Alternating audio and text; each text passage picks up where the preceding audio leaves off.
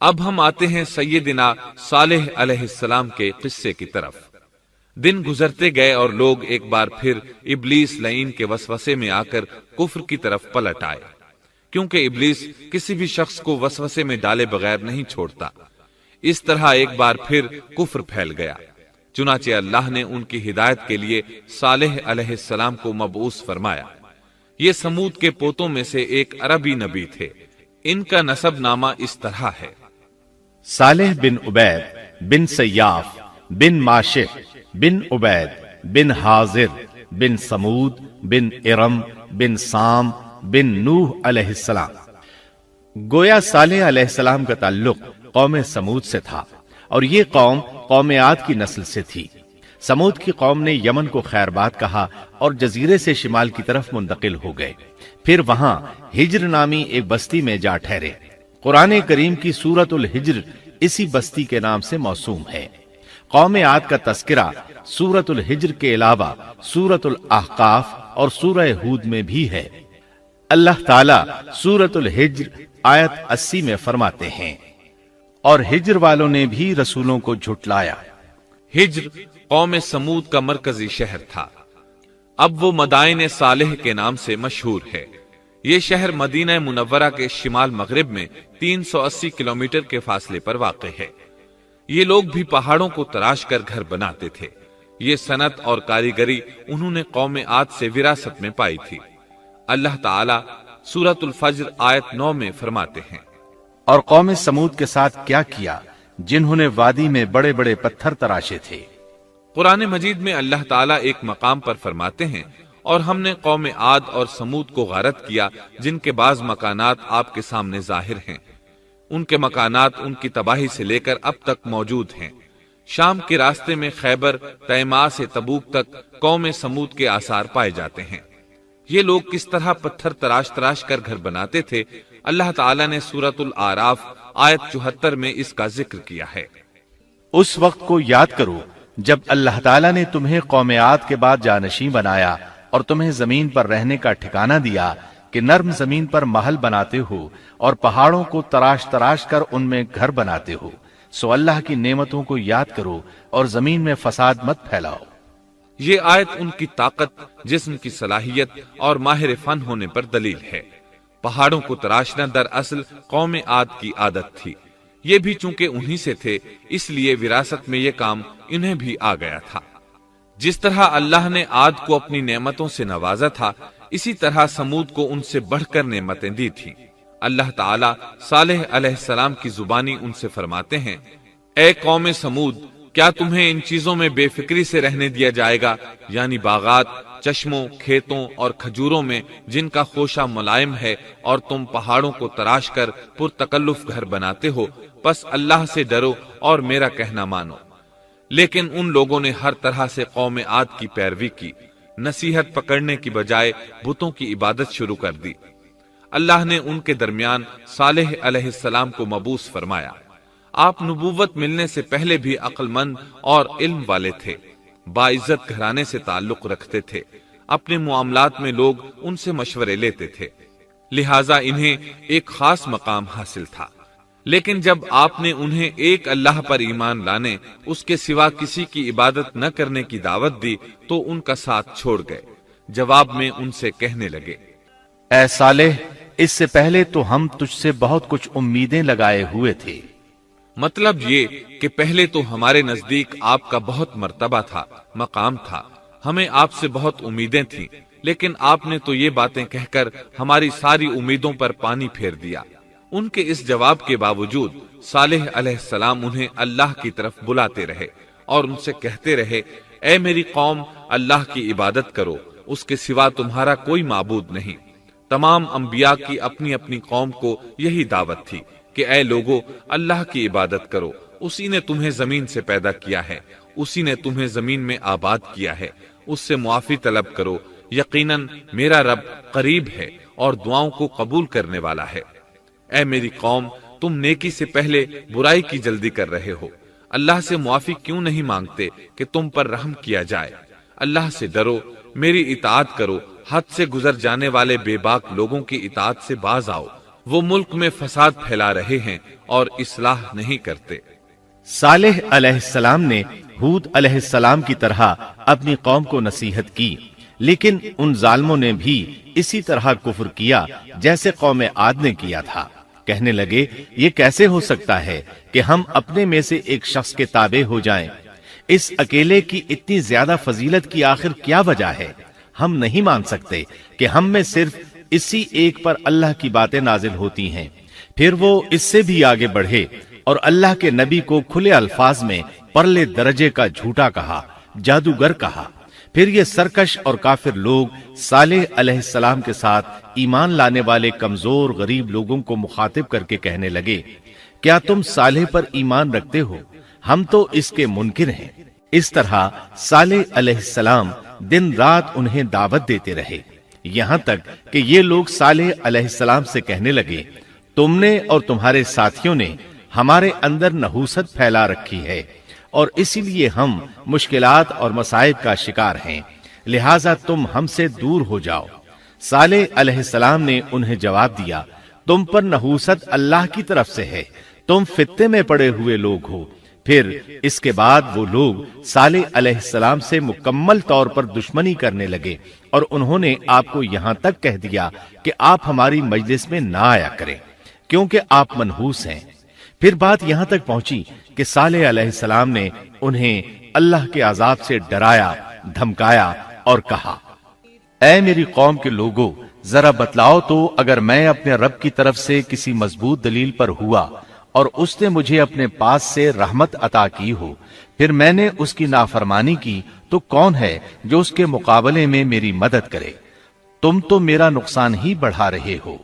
یعنی فرض کرو اگر میں حق پر ہوا اور یقیناً میں حق پر ہوں اور اللہ تعالیٰ نے مجھے اپنی نبوت سے بھی نوازا ہے، پھر بھی میں تمہاری باتوں میں آ کر اس کی نافرمانی کروں تو بلا شبہ اس وقت میں گھاٹے میں ہوں گا اور تم بھی خسارہ پانے والے ہوگے۔ اس پر وہ ظالم لوگ مقابلے پر اتر آئے، کہنے لگے، اگر تو سچا ہے تو کوئی معجزہ لے آ، لیکن وہ معجزہ ہماری مرضی کے مطابق ہو، اس صورت میں ہم ضرور ایمان لے آئیں گے۔ آپ ایسا کریں کہ بستی کے کنارے پتھریلی چٹان میں سے دودھ دینے والی 10 ماہ کی حاملہ اونٹنی نکالیں، اس کا رنگ سرخ ہو۔ صالح علیہ السلام سے یہ مطالبہ کر کے وہ سردار لوگ ایک طرف بیٹھ گئے اور مذاق اڑانے لگے۔ ایک کہنے لگا اونٹنی 10 ماہ کی ہو، حاملہ ہو۔ دوسرا کہنے لگا لازمی طور پر اس کا رنگ سرخ ہو۔ پھر ایک تیسرا سردار بولا اس کی کھال پر بہت زیادہ اون ہو۔ چوتھا بولا موٹی تازی ہو، ہم نے پہلے اس قسم کی اونٹنی دیکھی نہ ہو۔ پانچواں بولا وہ اتنی بڑی ہو کہ اکیلی ایک دن تمام کنویں کا پانی پی جائے اور دوسرے روز ہم پئیں۔ یہ لوگ اسی طرح مذاق اڑا رہے تھے کہ صالح علیہ السلام نے ان سے کہا، اگر تمہاری مطلوبہ اونٹنی تمہیں مل جائے تو کیا تم ایمان لے آؤ گے؟ سب نے مل کر کہا، ہاں ضرور لے آئیں گے۔ صالح علیہ السلام نے فرمایا، تب تم ایک دن سب لوگوں کو جمع کر لو۔ مقررہ دن وہ لوگ جمع ہو گئے۔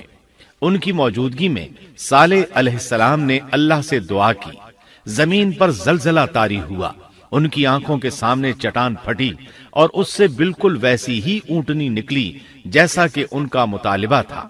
انہوں نے اپنی زندگی میں ایسی اونٹنی کبھی نہیں دیکھی تھی۔ اس میں وہ تمام صفات موجود تھیں جن کا ذکر ان لوگوں نے کیا تھا۔ اللہ تعالیٰ صالح علیہ السلام کی زبانی سورہ ہود آیت 64 میں فرماتے ہیں، اے میری قوم، یہ اللہ کی بھیجی ہوئی اونٹنی ہے، یہ تمہارے لیے ایک معجزہ ہے۔ اب تم اسے اللہ کی زمین میں کھاتی ہوئی چھوڑ دو اور اسے کسی طرح کی تکلیف نہ پہنچاؤ، ورنہ فوری عذاب تمہیں آ پکڑے گا۔ اس اونٹنی کو چونکہ کسی اونٹنی نے جنم نہیں دیا تھا، اس لیے اس کو ناقۃ اللہ یعنی اللہ کی اونٹنی کہا گیا۔ پھر صالح علیہ السلام نے فرمایا، لوگو سن لو، ایک دن یہ اونٹنی پانی پیے گی، ایک دن تم پیو گے، تم میں سے کوئی اسے تکلیف نہ پہنچائے، ورنہ اللہ کا بدترین عذاب تم پر نازل ہوگا۔ سورۃ القمر میں اللہ فرماتے ہیں، بے شک ہم اونٹنی کو ان کے لیے آزمائش بنا کر بھیج رہے ہیں، تم صبر کے ساتھ ان کے انجام کا انتظار کرو۔ اس نشانی کے ظہور کے بعد اللہ تعالیٰ نے صالح علیہ السلام کو مخاطب کر کے فرمایا، تم اب دیکھتے رہو کہ ان کا انجام کیا ہوتا ہے۔ ان کی سختیوں پر صبر کرو۔ ان سے کہہ دو کہ پانی پر ایک دن ان کا اختیار ہوگا اور ایک دن اس اونٹنی کا۔ خبردار کوئی زیادتی نہ کرے اور اس اونٹنی کو پانی پینے سے نہ روکے۔ سورۃ الشمس میں اللہ تعالیٰ فرماتے ہیں کہ ان سے اللہ کے رسول نے فرما دیا تھا کہ اللہ کی اونٹنی کی اور اس کے پانی پینے کی باری کی حفاظت کرو، یعنی اسے نہ تو پانی پینے سے روکو اور نہ ہی اسے کوئی تکلیف پہنچاؤ۔ اس معجزے کو دیکھ کر لوگ دو گروہوں میں بٹ گئے۔ بہت کم لوگوں نے صالح علیہ السلام کی پیروی کی، ان پر ایمان لائے، جبکہ اکثر لوگ پھر بھی اپنے کفر پر ڈٹے رہے۔ اللہ تعالیٰ فرماتے ہیں ان لوگوں نے خود معجزے کا مطالبہ کیا تھا، لیکن اس کو اپنی آنکھوں سے دیکھنے کے باوجود ظلم پر اڑے رہے اور کفر پر اصرار کرتے رہے۔ سورۃ الحجر آیت 81 میں اللہ فرماتے ہیں اور انہیں ہم نے اپنی نشانیاں بھی عطا فرمائی تھیں، لیکن پھر بھی وہ ان سے گردن موڑنے والے ہی رہے۔ اسی طرح سورہ بنی اسرائیل میں اللہ تعالیٰ فرماتے ہیں ہم نے قوم سمود کو نشان کے طور پر اونٹنی عطا فرمائی تھی، لیکن انہوں نے اس پر ظلم کیا۔ بلا شبہ وہ ایک واضح نشانی تھی، کوئی شخص یہ نہیں کہہ سکتا تھا کہ جادوگروں نے اسے پیدا کیا ہے۔ وہ اونٹنی ان میں موجود رہی، ان کے علاقے میں جہاں چاہتی چرتی، جب کنویں پر پانی پینے جاتی تو سارا پانی پی جاتی۔ وہ لوگ اس کا دودھ پیتے، دودھ سب کے لیے کافی ہو جاتا۔ ان کی آنکھوں کے سامنے اس نے ایک بچے کو جنم دیا، وہ شکل صورت میں بالکل اپنی ماں جیسا تھا۔ لوگ اسے دیکھ کر تعجب کرتے، بچہ اونٹنی کے ساتھ رہتا، یہ ایک واضح نشانی تھی۔ اس پر جادو کا گمان کیا ہی نہیں جا سکتا تھا۔ وہ اونٹنی ایک عرصے تک ان لوگوں میں رہی۔ اللہ فرماتے ہیں ہم نے قوم سمود کو بطور نشان کے ایک اونٹنی دی تھی، لیکن انہوں نے اس پر ظلم کیا، حالانکہ یہ نشانیاں ہم لوگوں کو ڈرانے کے لیے ہی بھیجتے ہیں۔ وہ لوگ اس اونٹنی کو دیکھ کر متعجب ضرور ہوئے، لیکن ایمان پھر بھی بہت کم لوگ لائے، حالانکہ اس نشانی کے بعد انہیں چاہیے تھا ایمان لے آئیں۔ پھر ایک دن قوم کے سرداروں نے مشورہ کیا کہ اگر ہم نے صالح کو اسی طرح چھوڑ دیا تو کہیں لوگ ہمیں نہ چھوڑ دیں اور صالح کے پیروکار بن جائیں۔ اس اونٹنی نے تو ہمیں مصیبت میں ڈال دیا ہے، ہم پورا ایک دن پانی کو چھو بھی نہیں سکتے، کیونکہ یہ سارا دن پانی پیتی رہتی ہے۔ پھر یہ اس قدر دیو ہیکل ہے کہ اسے دیکھ کر ہماری بکریاں بھاگ جاتی ہیں، اونٹ اسے دیکھ کر خوفزدہ ہو جاتے ہیں، لہٰذا ہمیں چاہیے کہ اس سے چھٹکارا حاصل کر لیں۔ وہ آپس میں مشورہ کرتے رہے، آخر انہوں نے ایک آدمی منتخب کیا۔ مورخین کا اس پر اتفاق ہے کہ اس کا نام قدار بن سالف تھا، اس کے ساتھ اس کا ایک ساتھی بھی تھا۔ ان دونوں نے مل کر اونٹنی کو قتل کیا۔ اللہ تعالیٰ سورۃ القمر آیت 29 اور 30 میں فرماتے ہیں پھر انہوں نے اپنے ساتھی کو بلایا، تب اس نے ہاتھ بڑھایا اور اس کی کونچیں کاٹ دیں، پھر دیکھا ہمارا عذاب اور ڈراوا کیسا تھا۔ اس قدار کے بارے میں نبی کریم صلی اللہ علیہ وسلم کا ارشاد ہے کہ پہلے لوگوں میں سے سب سے زیادہ بدبخت یہی تھا۔ اللہ تعالیٰ نے قرآن مجید میں اس کا ذکر یوں فرمایا ہے فَنَادَوْا صَاحِبَهُمْ، پھر انہوں نے اپنے ساتھی کو پکارا۔ سورۃ الشمس میں اللہ فرماتے ہیں إِذِ انبَعَثَ أَشْقَاهَا، جب ان میں بڑا بدبخت شخص اٹھ کھڑا ہوا۔ یہ بدبخت قدار اٹھا، اپنے ساتھی کو ساتھ لیا اور اونٹنی کو قتل کرنے کے لیے تیار ہو گئے۔ آپس میں مشورہ ہوا کہ یہ نہ کہا جائے ہم نے اسے قتل کیا ہے۔ اس طرح باقی لوگوں نے بھی ان سے اتفاق کیا۔ اللہ تعالیٰ سورہ نمل آیت 48 میں فرماتے ہیں اور اس شہر میں 9 آدمی ایسے تھے جو زمین میں فساد کرتے تھے اور اصلاح نہیں کرتے تھے۔ مطلب یہ کہ یہ لوگ فساد کی انتہا کو پہنچے ہوئے تھے، ان میں بھلائی نام کو نہیں تھی اور نہ ان کا فساد کی اصلاح کا ارادہ تھا۔ بخاری، مسلم اور مسند احمد کی ایک حدیث میں ہے رسول اللہ صلی اللہ علیہ وسلم نے ایک بار اپنے خطبے میں اس اونٹنی اور اسے مار ڈالنے کا ذکر فرمایا۔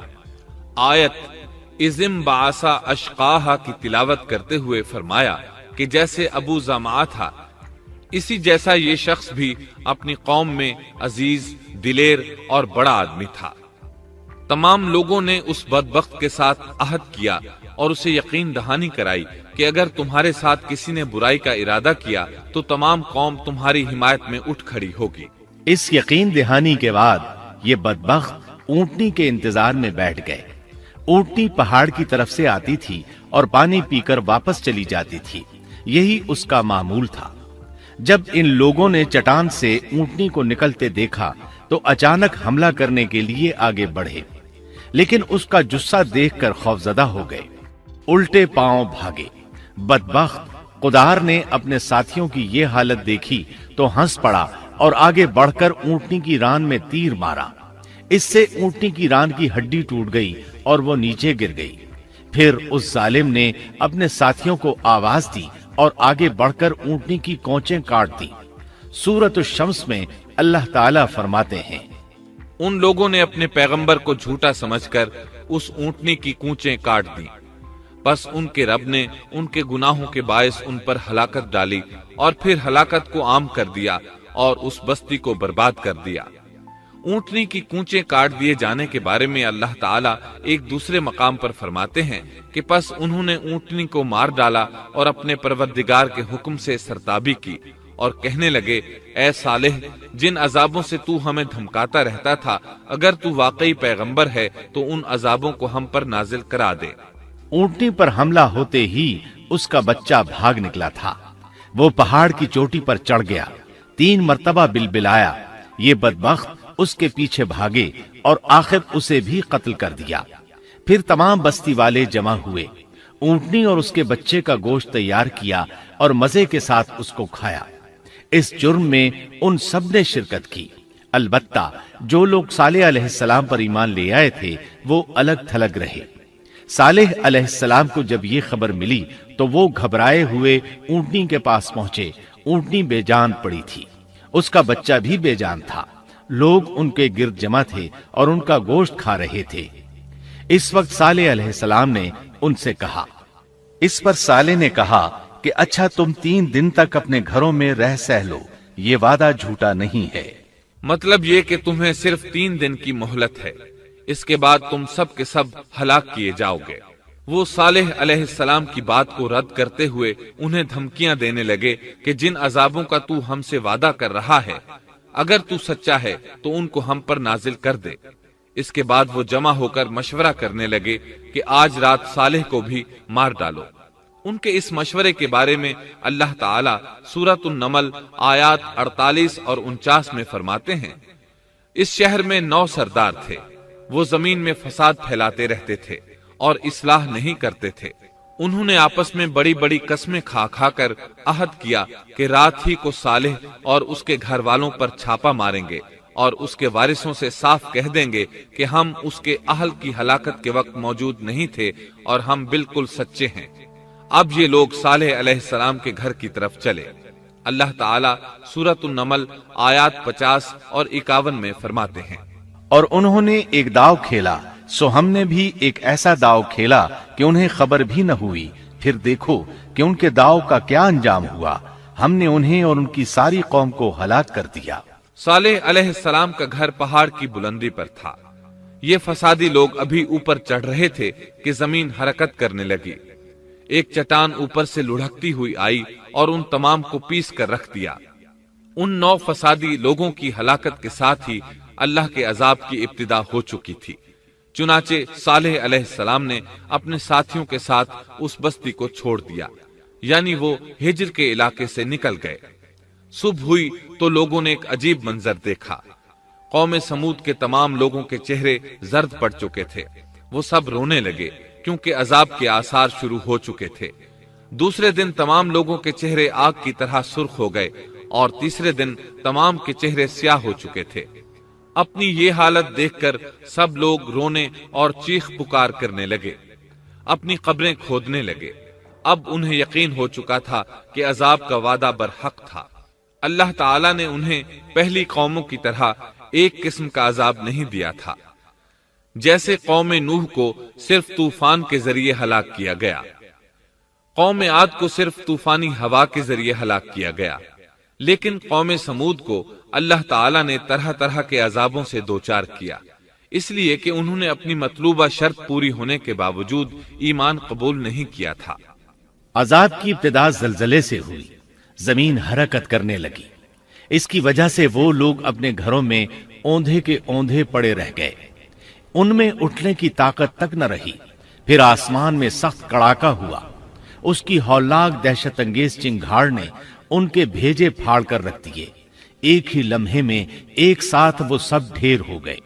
ان کی ہلاکت اور تباہی کو بیان کرتے ہوئے اللہ تعالی سورۃ الذاریات آیات 43 تا 45 میں فرماتے ہیں، اور سمود کے قصے میں بھی عبرت ہے، جب ان سے کہا گیا کہ تم کچھ دن تک فائدہ اٹھا لو، لیکن انہوں نے اپنے رب کے حکم سے سرتابی کی، اس پر انہیں ان کے دیکھتے دیکھتے تیز و تند کڑاکے نے ہلاک کر دیا، پس نہ تو وہ کھڑے ہو سکے اور نہ بدلہ لے سکے۔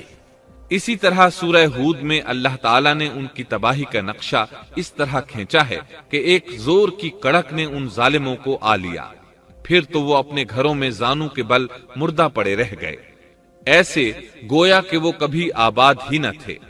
سورۃ القمر میں اللہ نے ان کی رسوائی ان الفاظ میں بیان کی ہے، ہم نے ان پر ایک چیخ بھیجی، پھر وہ ایسے ہو گئے جیسے کانٹوں کی باڑ کا چورا۔ دوسری طرف صالح علیہ السلام اور ان کے ساتھیوں کو اللہ تعالیٰ نے اپنی رحمت سے نجات دی۔ اللہ تعالیٰ سورہ ہود آیت 66 میں فرماتے ہیں، پھر جب ہمارا فرمان آ پہنچا، ہم نے صالح اور ان پر ایمان لانے والوں کو اپنے فضل سے اس سے بچا لیا اور اس دن کی رسوائی سے بھی۔ یقیناً تیرا پروردگار نہایت توانا اور غالب ہے۔ اس قوم کے آثار آج تک باقی ہیں۔ مدینہ منورہ کے شمال مغرب میں ان کے گھر موجود ہیں۔ اب یہ علاقہ مدائن صالح کے نام سے مشہور ہے۔ سورۃ النمل میں اللہ تعالیٰ فرماتے ہیں، پس یہ ان کے گھر ہیں جو ان کے ظلم کے سبب ویران پڑے ہیں، بے شک اس میں دانش مندوں کے لیے نشانیاں ہیں۔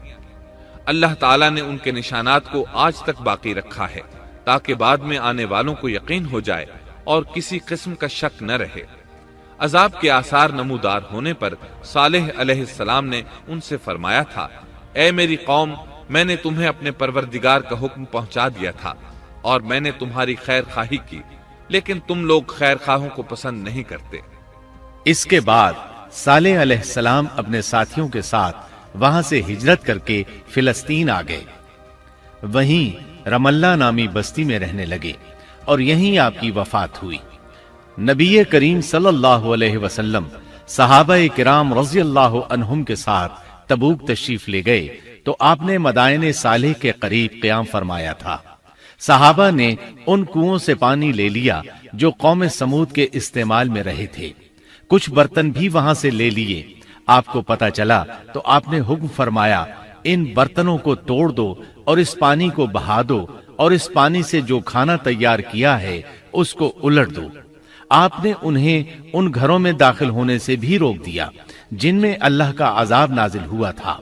آپ صلی اللہ علیہ وسلم نے فرمایا، میں ڈرتا ہوں تم پر بھی ایسا عذاب نہ آ جائے جیسا ان پر آیا تھا، اس لیے ان کے علاقے میں داخل نہ ہوا کرو، اور اگر داخل ہونا پڑ جائے تو روتے ہوئے داخل ہوا کرو، اور رونا نہ آئے تو رونے جیسی شکلیں بنا لیا کرو تاکہ تمہارا شمار ظالموں میں نہ ہو۔ اللہ تعالیٰ فرماتے ہیں، آگاہ رہو، قوم سمود نے اپنے رب سے کفر کیا، سن لو ان سمودیوں پر پھٹکار ہے۔ قرآن میں ان کا قصہ 26 سے زائد مرتبہ بیان کیا گیا ہے۔ اس کے بعد لوگ ایمان کی حالت میں امن چین کی زندگی بسر کرنے لگے، لیکن پھر نئے سرے سے ان میں خرابی پیدا ہوئی۔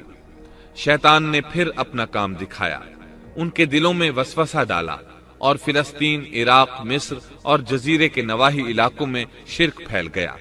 لوگ ایک بار پھر کفر کی طرف پلٹ پڑے۔ اس پورے قصے میں چند عبرتیں ہیں، آئیے ذرا ان کا بھی ذکر ہو جائے۔ اللہ تعالیٰ کی اونٹنی اگرچہ سیدنا صالح علیہ السلام کی نبوت کا ایک نشان تھی، ان کی سچائی کا ثبوت تھی، لیکن قرآن کریم کی وضاحت یہ ہے کہ وہ قوم سمود کی آزمائش کے لیے تھی اور وہی ان کی ہلاکت کا نشان ثابت ہوئی، جیسا کہ سورۃ القمر میں اللہ تعالیٰ فرماتے ہیں، بے شک ہم اونٹنی کو ان کی آزمائش اور امتحان کے لیے بھیجنے والے ہیں، پس تو ان کے انتظار میں رہ اور صبر اختیار کر۔ سنت اللہ یہ رہی ہے کہ اگر وہ اپنے پیغمبر کو کسی قوم کی ہدایت کے لیے بھیجے اور قوم اس کی ہدایت پر کان نہ دھرے تو ضروری نہیں کہ وہ قوم ہلاک کر دی جائے، لیکن جو قوم اپنے نبی سے اس وعدے پر نشان طلب کرے کہ اگر ان کا مطلوبہ نشان ظاہر ہو گیا تو وہ ایمان لے آئیں گے، اور پھر نشان آ جانے کے بعد وہ ایمان نہ لائے تو اس قوم کی ہلاکت یقینی ہے۔ اللہ تعالیٰ پھر اس قوم کو معاف نہیں کرتے جب تک کہ وہ تائب نہ ہو جائے اور اللہ کے دین کو قبول نہ کرے، یا عذاب الہی سے صفحہ ہستی سے مٹ کر دوسروں کے لیے عبرت کا نشان بن جائے۔ لیکن اس سنت سے نبی کریم صلی اللہ علیہ وسلم کی امت مستثنا ہے، اس لیے کہ آپ صلی اللہ علیہ وسلم نے وضاحت فرمائی ہے، میں نے اللہ تعالیٰ سے دعا مانگی ہے کہ اللہ تعالیٰ میری امت میں عذاب عام مسلط نہ فرمائے، اور اللہ نے میری دعا قبول فرما لی۔ قرآن میں اللہ تعالیٰ نے نبی کریم صلی اللہ علیہ وسلم کی اس بات کی یوں تصدیق کی ہے، اے رسول، اس حال میں کہ تو ان میں موجود ہے، اللہ تعالیٰ ان کافروں پر عذاب مسلط نہیں کرے گا۔ اور یہ ایک خطرناک غلطی ہے، نفس کا دھوکہ ہے کہ انسان عیش و عشرت اور دنیاوی جاہ و جلال کو دیکھ کر یہ خیال کر بیٹھے، یہ گمان کر لے کہ جس قوم یا فرد کے پاس یہ سب کچھ موجود ہے وہ ضرور اللہ تعالیٰ کے سائے میں ہے، اور یہ کہ ان کی یہ خوش عیشی اس بات کی علامت ہے کہ اللہ تعالیٰ کی خوشنودی ان کے ساتھ ہے۔ یہ نفس کا دھوکہ ہے، غلط فہمی ہے، بلکہ کج فہمی ہے۔ قرآن کریم کے اس واقعے میں جگہ جگہ اس بات کی وضاحت ہے کہ بعض اوقات زیادہ سے زیادہ خوش عیشی زیادہ سے زیادہ عذاب کا پیش خیمہ ثابت ہوتی ہے، اگرچہ قوموں کے لیے اس کی مدت چند ماہ یا چند سال نہیں بلکہ گھبرا دینے والی مدت ہی کیوں نہ ہو، مگر ہر قسم کی دنیاوی کامیابیوں اور خوش عیشیوں کے ساتھ جب ظلم، سرکشی اور غرور کسی قوم کا مستقل شعار بن جائے تو سمجھ لو اس کی تباہی اور ہلاکت کا وقت قریب آ پہنچا۔ اللہ تعالیٰ فرماتے ہیں، تیرے رب کی پکڑ بہت سخت ہے، لیکن اس کے ساتھ ہی یہ بات بھی ہے کہ کسی قوم میں تمام تر خرابیوں کے باوجود اگر قوم سے اکثر افراد اللہ کے شکر گزار ہوں، اس کے بندوں کے ساتھ انصاف کرنے والے اور آپس میں نیک نیت اور خیرخواہی کرنے والے ہوں تو بلا شبہ وہ اللہ کے ہاں مقبول بندے ہیں، اور انہی کو دنیا اور آخرت کی کامیابیوں کی بشارت ہے، اور انہی کے لیے یہ دنیاوی عیش اللہ کی بے انتہا نعمتوں کی علامت ہے۔ انہی الفاظ پر سیدنا صالح علیہ السلام کا قصہ اختتام کو پہنچا۔